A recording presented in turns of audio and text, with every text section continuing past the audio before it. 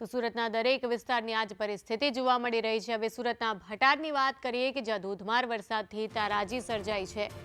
સંજયનગર અને આઝાદનગર એ પાણીમાં ગરકાવ થઈ ગયા છે। ભારે વરસાદથી લોકોના ઘરમાં પાણી ઘૂસ્યા છે અને સોસાયટીઓમાં તો 2000થી પણ વધુ મકાનો છે કે જે પાણીમાં ગરકાવ થયા હોય તેવું લાગી રહ્યું છે।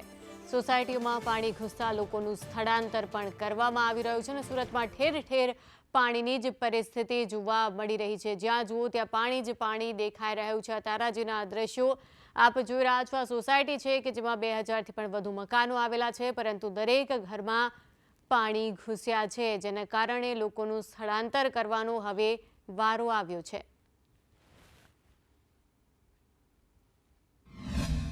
સુરતમાં વરસાદે વિરામ તો લીધો છે, પરંતુ જ્યારે પાણી ભરાય છે તે પાણી હજી સુધી ઓસર્યા નથી। આપણે સુરતના ભટાર વિસ્તારના સંજયનગર, તિરુપતિનગર, અલકાનગર અને આઝાદનગર ખાતે છે, જ્યાં જોઈ શકાય છે ટોપ એંગલ ત્યાં તમને દ્રશ્યો બતાવી રહ્યો છું કે પાણીની સ્થિતિ તે જોવાઈ રહી છે। લોકોના ઘરમાં પાણી ઘૂસ્યા છે, લોકોને હાલાકીનો સામનો કરવાનો વારો આવ્યો છે। લોકોના ઘરમાં પાણી ઘૂસી જતા લોકોની ચીજ વસ્તુઓ બધી નુકસાન થઈ છે। ખાસ કરીને બાજુમાંથી જે ખાડી છે તે ખાડીનું જે પાણી છે બેક મારતા આ આખું પાણીનું છે તે પાણી આ વિસ્તારમાં જે છે તે ભરાય છે। ગટરનું પાણી ભરાયું છે, લોકોને હાલાકીનો સામનો કરવાનો વારો આવ્યો છે।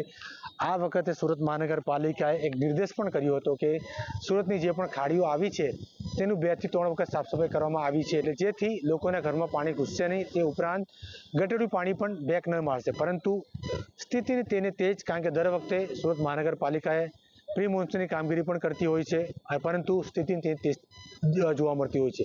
ત્યારે આ ઉપરાંત તે વખતે દરેક વિસ્તારોમાં, દરેક સોસાયટીમાં, દરેક ફળિયામાં આ વખતે સુરત મહાનગરપાલિકા દ્વારા બોરવેલની વ્યવસ્થા કરવામાં આવી છે, જેથી પાણીનો સંગ્રહ થઈ શકે, પરંતુ તેની વ્યવસ્થા પણ નથી જોવાઈ રહી। ઠેર ઠેર પાણીનો નજારો જોવાઈ રહ્યો છે। પાણી વચ્ચે જ્યારે ભરાયું છે ત્યારે તેનો નિકાલ નથી થઈ રહ્યો, અને ત્યાર સુધી નિકાલ ન થઈ રહ્યો તંત્રના પાપે લોકો છે તે હાલાકી ભોગવી રહ્યા છે, કારણ કે પાણી ઉતરવાનું નામ નથી લેતું અને લોકો હાલાકી ભોગવી રહ્યા છે। કેમેરામેન ભૂષણ ચૌધરી સાથે જયેન્દ્ર પાંડે, સંદેશ ન્યૂઝ, સુરત। તો સુરતના બારડોલીના ગ્રામ્ય વિસ્તારોમાં પણ ભારે વરસાદ વરસી રહ્યું છે। તાલુકાના વધવાણિયા ગામે નીચાણવાળા વિસ્તારોમાં તો જળબંબાકારની પરિસ્થિતિ સર્જાઈ ગઈ છે। ગામની પોસ્ટ ઓફિસ, ગ્રામ પંચાયત, આંગણવાડી અને મંદિરો પણ હવે પાણીમાં ગરકાવ થયા છે।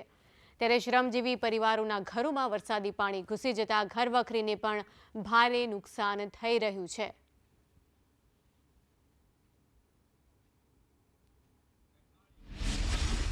સુરત જિલ્લાની અંદરમાં મેઘરાજાએ ધમધોકાર બેટિંગ કરી છે।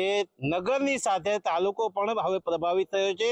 શ્રમજીવી પરિવારના જે ઘરો છે એ ઘરોની અંદરમાં પણ હાલ વરસાદી પાણી છે તે ભરાઈ ચૂક્યા છે, જેને લઈને લોકો જે છે તે હાલ મુશ્કેલીમાં મુકાયા છે।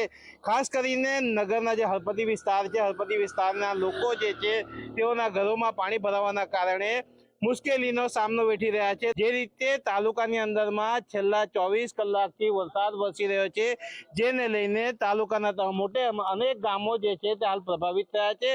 જે ખાસ કરીને તાલુકાના જે વઢવાણિયા ગામ છે, વઢવાણિયા ગામની અંદરમાં વરસાદી પાણી ફરી વળવાના કારણે જે વિસ્તારના હળપતિવાસ હોય કે અન્ય ફળિયાઓ હોય, જે તમામ ફળિયાના ઘરોની અંદરમાં હાલ પાણી ભરાઈ ચૂક્યા છે, જેને લઈને શ્રમજીવી પરિવારો છે તે હાલ મુશ્કેલીમાં મુકાયા છે।